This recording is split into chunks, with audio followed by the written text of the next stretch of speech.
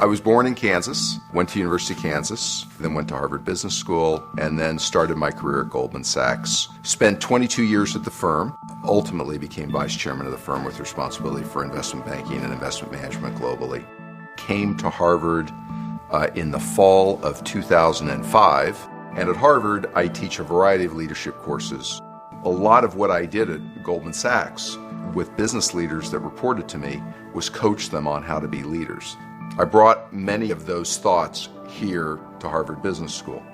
The book is really written for business executives and nonprofit leaders, but it's also written for anyone who has to manage themselves.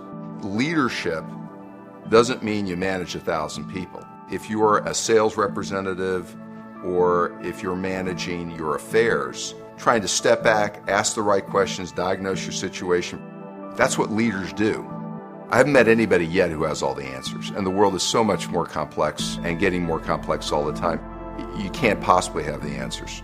It's much more important to know what questions to ask than to have the answers. This book is really taking my experience as a business executive and try to lay it out in a series of practical questions that I think leaders should ask in order to become more effective managers, more effective executives, and really build their organization and their careers.